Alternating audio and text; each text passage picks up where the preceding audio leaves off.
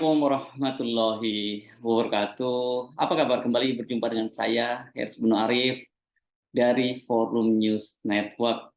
Jika Anda cermati, dalam satu pekan terakhir ini kita sedang menyaksikan adanya mobilisasi politik besar-besaran dari istana. Ini kalau Anda sempat mencermatinya ya dengan seksama ya. Kesimpulannya itu hanya satu, ada kekhawatiran, bahkan boleh dibilang sebuah ketakutan dari Jokowi, dari istana terhadap langkah Asban Anies Baswedan ini yang tampaknya tidak lagi bisa dibendung. Dua kubu koalisi, yakni Koalisi Indonesia Bersatu dan Koalisi Indonesia Raya, digabungkan oleh Jokowi berada dalam satu gerbong panjang yang dinamakan Koalisi Besar. Tidak cukup hanya dengan mengumpulkan Koalisi Indonesia Bersatu dan Koalisi Indonesia Raya dalam satu gerbong, Jokowi itu juga memobilisasi partai-partai non-parlemen agar ikut berjejalan dalam gerbong koalisi besar partai pemerintah. Anda tentu bertanya-tanya ya, mengapa semua itu dilakukan oleh Jokowi? Mengapa skenario-nya kok berubah dari menyiapkan Koalisi Indonesia Bersatu sebagai skoci yang paling awal untuk perahunya Jokowi atau proksi yang akan menggantikannya, dan kemudian Koalisi Indonesia Raya itu sebagai skoci yang kedua. Saya kira hanya satu jawabannya. Jokowi sangat terkejut, bahkan mungkin ada ketakutan tersendiri dengan fakta bahwa akhirnya Anies Baswedan itu ternyata lolos dari lubang jarum dan berhasil mendapatkan tiket untuk maju pada Pilpres 2024. Walaupun berbagai hambatan, hadangan, dan jebakan itu sudah dipersiapkan sedemikian rupa oleh Jokowi. Dugaan itu semakin kuat bila kita melihat manuver di Komisi Pemberantasan Korupsi dalam pengusutan kasus Formula E, yang sekarang juga sedang ribut-ribut nih antara lembaga kepolisian dan KPK. Dan yang terbaru ini upaya menguatnya kembali untuk merebut Partai Demokrat yang dilakukan oleh gengnya KSP, yakni Kepala Staf Presiden Jenderal TNI Purnawirawan Muldoko, dan upaya penggembosan dan delegitimasi melalui bebasnya mantan Ketua Umum Partai Demokrat Anas Urbaningrum dari penjara. Untuk kasus yang terakhir ini bisa saja merupakan satu kebetulan karena adanya satu kepentingan gitu yang dalam politik dikenal sebagai my enemy is a friend, atau musuh saya itu adalah teman, musuh saya adalah sekutu. Mari kita mulai analisisnya dari pertemuan 5 partai koalisi pendukung Jokowi yang berlangsung di kantor DPP Partai Amanat Nasional di kawasan ini, kalau nggak salah kawasannya Warung Buncit ya, Warung Buncit Jakarta Selatan ini, yang berlangsung hari Ahad 2 April lalu, 2 April 2023. Sebagai tuan rumah itu, Wakil Ketua Umum Partai Amanat Nasional Yandri Susanto mengaku mereka mengundang semua ketua umum partai pendukung pemerintah, partai pendukung Pak Jokowi minus Nasdem. Kepada wartawan yang menanyakan soal ini, ya Yandri menjawab, ya tahu sendirilah jawabannya, kata ya. Ya, dan jawaban dari Yandri ini masuk akal, walaupun sebenarnya kemudian dibantah oleh Ketua Umum Partai Amanat Nasional Zulkifli Hasan bahwa semua partai diundang, partai pendukung pemerintah diundang kok gitu. Tapi faktanya Nasdem memang tidak datang, dan yang seperti kata Yandri memang tidak diundang. Dan saya kira ini wajar kok, ya masuk akal kok. Sebagai partai pendukung pemerintah, Nasdem itu kan memang telah membelot, menyeberang ke kubu oposisi bersama dengan Demokrat dan PKS mengusung Anies Baswedan sebagai calon presiden. Dan ketiga partai ini bahkan sudah menandatangani piagam koalisi. Ini menarik juga ya istilahnya piagam koalisi. Bukan koalisi bersama, tapi adanya piagam koalisi. Antara lain kesepakatannya itu yang paling penting adalah menyerahkan sepenuhnya soal siapa cawapres yang akan digandeng kepada Anies Baswedan, dan juga menyerahkan sepenuhnya kepada Anies Baswedan untuk memperluas basis dukungan dengan menjalin komunikasi dengan partai-partai politik lainnya. Khusus untuk Nasdem ini ada sedikit catatan. Kendati sudah mengusung Anies Baswedan, figur yang disebut sebagai antitesa Jokowi, namun ini Nasdem tetap bersikeras ingin mempertahankan posisinya sebagai partai pendukung Jokowi Ma'ruf sampai akhir periode. Ini mungkin bagi Nasdem ini semacam strategi saja, tetapi bagi para pendukung Anies, dan ini tentu saja posisi ini cukup membingungkan ya. Jadi tapi wajar kalau dengan posisi itu kemudian Nasdem tidak diundang. Banyak yang menduga buka bersama dengan Jokowi yang dilaksanakan di DPP PAN. Ini perlu kita catat ya. Ini sebenarnya kan sudah dilarang ya kegiatan bukber ini, tapi kan kok kenapa Pak Jokowi sendiri juga yang melanggarnya ya? Ini tapi nggak usah kita bahas ya. Itu udahlah biasalah Pak Jokowi seperti itu ya. Menyampaikan sesuatu yang akan dibantah sendiri atau dilakukan sendiri gitu, melarang sesuatu yang akan dilakukan sendiri gitu ya. Nah, kita balik lagi ke topiknya tadi. Jadi banyak yang menduga bahwa buka bersama dengan Jokowi ini akan membahas soal reshuffle kabinet. Menteri-menteri dari Nasdem akan menjadi subjek bahasan. Ya, jadi tidak mungkin kalau mereka juga diundang. Harus diakui, buka bersama di DPP PAN itu memang bukan sekedar silaturahmi biasa. Ketua Umum Partai Amanat Nasional Zulkifli Hasan ketika ditanya soal itu oleh media sehari sebelumnya, dia malah menggoda wartawan. Soal reshuffle tanya Pak Jokowi besok, gitu kata Zulkifli Hasan. Jadi dia tidak membantah ada pembicaraan semacam itu. Sebelumnya, sejumlah politisi pendukung pemerintah juga sudah menghembuskan rumor bahwa Pak Jokowi akan segera melaksanakan reshuffle kabinet dan ancar-ancarnya itu adalah hari Rabu tanggal 12 April. Jadi pekan depan. Dan kalau saya lihat kalender ini berdasarkan penanggalan Jawa, hari Rabu tanggal 12 April itu adalah jatuhnya hari Rabu PON.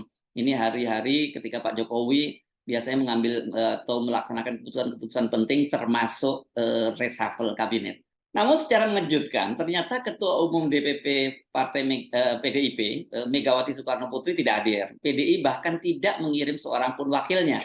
Alasan yang disampaikan oleh Hasto Kristianto, Sekjen DPP PDIP, Ibu Megawati itu sudah punya kegiatan lain dan undangan itu hanya untuk Ketua Umum. Jadi karena itu DPP PDIP ya tidak mau mengirimkan wakilnya. Jawaban Hasto itu terbantahkan dengan hadirnya mantan Ketua Umum Partai Amanat Nasional Hatta Rajasa. Kalau hanya untuk Ketua Umum, mengapa Hatta kok juga ikut hadir?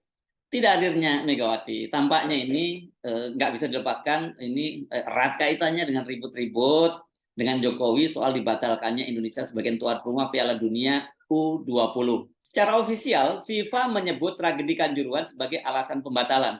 Namun semua media internasional dan juga media massa nasional menyebut penyebabnya adalah adanya penolakan terhadap tim Nas Israel yang lolos ke putaran final. PDIP melalui dua orang gubernurnya, Gubernur Bali Wayan Koster yang rencananya akan menjadi drawing untuk lokasi drawing Piala Dunia ini, dan Gubernur Jawa Tengah Ganjar Pranowo itu menyatakan penolakannya terhadap kehadiran timnas Israel. Sikap yang sama itu juga disuarakan oleh Sekjen DPP PDIP Hasto Kristianto. Hasto bahkan memastikan semua kader PDIP, termasuk putra Pak Jokowi, yakni Wali Kota Solo Gibran Rakabuming itu juga menolak itu. Karena sebelumnya ini Gibran sempat menyampaikan kecaman dan kekesalannya terhadap Gubernur Bali Wayan Koster dan Gubernur Jawa Tengah Ganjar Pranowo terhadap sikap mereka yang menolak sehingga Indonesia dibatalkan sebagai tuan rumah. Gibran bahkan sempat menawarkan sebelumnya ini agar kota Solo itu menggantikan Bali menjadi host dari drawing Piala Dunia. Alasan penolakan itu, seperti kata Hasto, ini sesuai dengan pemikiran dan ajaran Bung Karno. Sebagai proklamator, Bung Karno itu memang sangat tegas sikapnya menentang imperialisme Israel terhadap bangsa Palestina. Bahkan kemudian PDIP membawa-bawa gelora Bung Karno, itu membawa sejarah lama gelora Bung Karno itu nggak akan ada kalau tidak karena sikap Bung Karno yang menentang timnas Israel ini. Tim Israel pada waktu itu dikaitkan dengan Olimpiade dan kemudian Bung Karno membuat semacam Olimpiade sendiri. Ketika berlangsung ribut-ribut di dalam negeri, FIFA, Badan Sepak Bola Dunia memutuskan membatalkan Indonesia sebagai tuan rumah Piala Dunia. Pembatalan Indonesia itu sebagai tuan rumah membuat para penggemar sepak bola termasuk para pemain sepak bola marah. Dan yang jadi sasaran itu PDIP, khususnya Gubernur Jawa Tengah Ganjar Pranowo. Presiden Jokowi juga menyatakan kekecewaannya dan menyesalkan hal itu sampai terjadi karena Indonesia menurut Pak Jokowi sudah bekerja keras mewujudkan mimpi menjadi tuan rumah. Tidak menyebut Ibu Megawati tentu saja. Pak Jokowi tidak mau berkonfrontasi langsung gitu ya. Pak Jokowi kemudian mengutus Ketua Umum PSSI Erick Thohir untuk melobi FIFA. Dan setelah putusan pembatalan final muncul, pembatasan sebagai tuan rumah muncul, Pak Jokowi memberi tugas lain kepada Erick Thohir agar jangan sampai Indonesia terkena sanksi berat FIFA yang dampaknya akan semakin memperburuk kondisi persepak bolaan Indonesia. Karena ancaman terberat Indonesia itu dilarang, timnya Indonesia ini dilarang untuk berlaga dalam semua level kompetisi yang di bawah kendali FIFA. Ketidakhadiran Megawati dalam silaturahmi partai pendukung Jokowi itu tampaknya memang dilatar belakangi hubungan keduanya yang menegang pasca batalnya Indonesia menjadi tuan rumah Piala Dunia U20. Kendati tidak pernah disampaikan secara terbuka, Jokowi ini pasti sangat menyalahkan PBI dalam hal ini karena mengambil langkah melakukan penolakan terhadap kehadiran timnas Israel yang berimbas pada dibatalkannya Indonesia sebagai tuan rumah Piala Dunia U20. Tanpa kehadiran Megawati dalam pertemuan di DPP Partai Amanat Nasional itulah kemudian muncul wacana membentuk koalisi besar. Jokowi menggabungkan 5 partai yang terdiri dari partai yang sebelumnya bergabung dalam KIB, Golkar, PAN, dan P3 bersama partai dalam Koalisi Indonesia Raya, Gerindra, dan PKB. Siapa capres yang akan diusung? Yang namanya itu mengerucut pada Prabowo. Figur yang dalam beberapa waktu belakangan ditenteng Pak Jokowi kemana-mana. Ini jadi ya tidak ada pilihan lain kecuali Pak Prabowo, dan dalam forum itu Prabowo mengakui bahwa elektabilitasnya itu naik karena dia selalu di-endorse dan dibawa kemana-mana oleh Pak Jokowi. Sebaliknya Pak Jokowi juga memuji Prabowo bahwa elektabilitas Prabowo naik itu karena kerja dari Prabowo Subianto sendiri dan Partai Gerindra. Tuan rumah Ketua Umum Partai Amanat Nasional Zulkifli Hasan yang selama ini sudah menyatakan akan mengusung Ganjar berpasangan dengan Erick Thohir itu juga memuji-muji elektabilitasnya Prabowo itu naik disebabkan oleh kedekatannya dengan Jokowi. Nama Ganjar tidak lagi disebut-sebut oleh Zulkifli Hasan maupun Ketua Umum P3 Muhammad Mardiono. Padahal keduanya kan selama ini sudah menyampaikan dalam berbagai kesempatan akan mengusung Ganjar. Nama Ganjar hilang dari percakapan koalisi parpol-parpol ini, koalisi besar ini tampaknya karena sikapnya yang ikut menolak kehadiran timnas Israel. Dan ini berimbas pada pembatalan Indonesia sebagai tuan rumah. Oleh publik dan netizen, Ganjar itu dinilai sebagai figur yang paling disalahkan. Akun media sosial yang diserbu oleh para penggemar bola, termasuk mereka-mereka sejumlah pemain sepak bola. Mereka ini kalau saya amati banyak di antara mereka yang sebelumnya itu mendukung Ganjar Pranowo. Nah, ini yang kemudian membuat nama elektabilitas Ganjar disebutkan dalam sebuah survei terbaru. Walaupun saya termasuk bukan orang yang percaya dengan hasil survei itu, tapi disebutkan bahwa survei elektabilitas Ganjar itu melorot dari peringkat pertama menjadi peringkat ketiga. Begitu disebutkan itu. Saya tidak tahu yang benar seperti apa, tetapi secara common sense itu dipastikan bahwa elektabilitas Ganjar pasti akan merosot sangat tinggi karena isu ini bukan isu partisan kelompok yang anti Ganjar, kelompok yang mendukung Ganjar pun juga sangat marah dengan soal ini. Dan karena itulah kemudian para pendukung Ganjar itu menyalahkan PDIP dan menganggap bahwa Ganjar itu dikorbankan oleh sikap politik dari PDIP. Dan sikap Ganjar ini juga yang kemudian lebih menuruti keinginan PDIP untuk menolak kedatangan timnas Israel itulah dipastikan mengganggu hubungannya dengan Jokowi yang selama ini menyiapkan dia dan mendukungnya sebagai penerus manakala Jokowi gagal memperpanjang kekuasaannya. Jadi dari pertemuan 5 ketua umum parpol bersama Jokowi, nama Ganjar itu kita bisa simpulkan di drop. Capresnya mengerucut pada Prabowo dan tinggal menentukan siapa yang jadi cawapresnya. Mobilisasi Jokowi terus berlanjut. Hari ini 2 parpol non-parlemen yakni PSI dan Perindo yang dipimpin oleh Haritanu itu juga sudah memutuskan bergabung dengan koalisi besar. PSI seperti dikatakan oleh Grace Natali akan bergabung dengan koalisi besar dan segera menemui Ketua Umum Golkar Erlangga Hartarto. Erlangga ini kelihatannya selama ini menjadi menjadi pintu masuk komunikasi oleh PSI. Kendati tidak menyebutkan meninggalkan Ganjar dengan pernyataan bergabung dengan koalisi besar itu, maka PSI sudah meninggalkan Ganjar, dan saya kira memang sikap PSI itu lebih loyal pada Pak Jokowi ketimbang pada Ganjar. Sementara Haritanu itu justru langsung menemui Prabowo di kediamannya. Kemungkinan besar koalisi besar ini akan juga bertambah dengan partai non parlemen seperti PBB yang dipimpin oleh Yusril Iza Mahendra yang selama ini menjadi pendukung Jokowi dan menempatkan seorang fungsionarisnya menjadi wakil menteri ya di kabinetnya Pak Jokowi. Nah, PDIP yang merasa ditinggalkan oleh Pak Jokowi dan parpol-parpol lainnya itu juga mulai mencoba mendekati koalisi besar. Puan menyatakan bahwa dia PDIP itu siap menjadi tuan rumah pertemuan koalisi besar. Hanya saja yang menjadi ganjalan, ini muncul pernyataan dari politisi PDIP Budiman Sujatmiko bahwa syarat dari Ibu Mega untuk bergabung dengan koalisi besar itu capresnya harus dari PDIP. Ini yang saya kira akan menjadi ganjalan. Apalagi kalau yang dari PDIP itu kan kita hampir bisa pastikan yang disorongkan pasti adalah Puan Maharani. Mobilisasi oleh istana membentuk koalisi besar ini tidak bisa diartikan lain sebagai bentuk kekhawatiran atas laju Anies Baswedan. Mereka mencoba mengesampingkan berbagai perbedaan kepentingan, yang penting laju Anies Baswedan bisa dibendung. Namun jika Anda jeli mencermati, koalisi besar ini adalah skenario paling akhir, itu opsi paling akhir yang akan dimainkan bila akhirnya Anies Baswedan itu tidak terbendung dan maju pada Pilpres 2024. Ini kita masih bisa harus menunggu sampai bulan November nanti ya. Bulan Oktober dan November ya pendaftaran akan dibuka.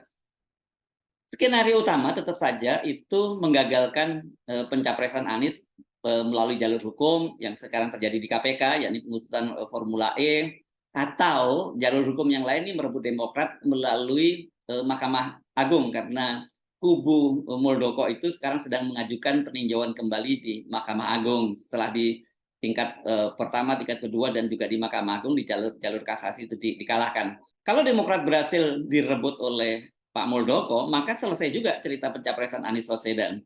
Nah, begitu juga bila KPK berhasil mentersangkakan Anies, maka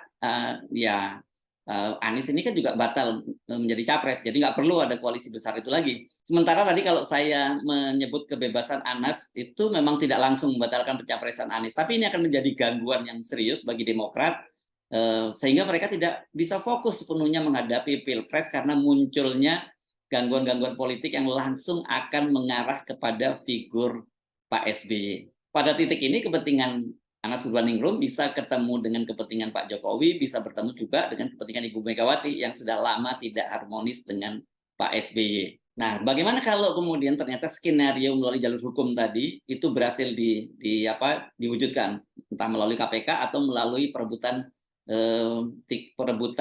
kursi ketua umum di Demokrat ya. Maka koalisi besar ini saya kira akan kembali dipecah untuk memenuhi persyaratan Pilpres, jangan sampai hanya muncul calon tunggal. Tinggal baku atur di antara mereka seperti skenario semula Pak Jokowi ya, membentuk koalisi gemuk di pemerintahannya jilid kedua, itu termasuk kemudian merangkul Prabowo Sandi. Sekarang ini kita masuk kepada pertanyaan utama, mengapa Pak Jokowi begitu takut kepada Anies dan dengan berbagai cara mencoba menghalanginya?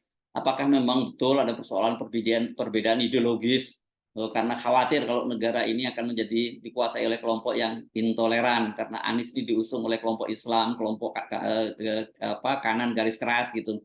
Percayalah itu hanya framing saja. Ribut-ribut penghadangan terhadap Anies ini nggak ada urusannya dengan ideologi, apalagi dikotomi antar ideologi. Itu terlalu wah banget, terlalu keren banget ya. Itu hanya strategi kampanye untuk memframing dan memojokkan Anies gitu ya. Buktinya selama jadi gubernur di Jakarta kan Anies sudah membuktikan bahwa framing dia itu sebagai intoleran itu tidak benar, semua terbantahkan. Jawabannya adalah apa kalau begitu? Ini jawabannya adalah kepentingan para pemilik modal dan juga kelangsungan kepentingan bisnis politik Jokowi dan kroninya, termasuk juga kelanjutan dari dinasti Pak Jokowi. Ketika jadi gubernur di Jakarta, Anies Baswedan sudah membuktikan bahwa memang dia adalah antitesa dari Jokowi. Bukti nyatanya adalah reklamasi Pantai Utara Jakarta yang dibatalkan oleh Anies Baswedan, walaupun kemudian perlahan-lahan berhasil dimenangkan kembali oleh mereka melalui jalur hukum. Jadi kalau mau disimpulkan, sesungguhnya rame-rame ini mobilisasi koalisi besar, kemudian ada rame-rame di KPK, kemudian gangguan terhadap Demokrat dan sebagainya lebih pada kepentingan bisnis ketimbang kepentingan yang ideologis. Bagi para pemilik modal besar, bagi para taipan itu mereka sangat pragmatis. Ideologinya adalah kekayaan, uang. Jadi apa ya? Money follow the power, atau tapi di Indonesia ini kan justru yang terjadi kan bukan seperti itu ya. Ada giumnya bukan money follow the power, tapi justru money lead the powers, atau money justru controls the power. Sesederhana itu sesungguhnya jawabannya. Saya Arif dari Forum News Network. Sampai jumpa lagi. Wassalamualaikum warahmatullahi wabarakatuh.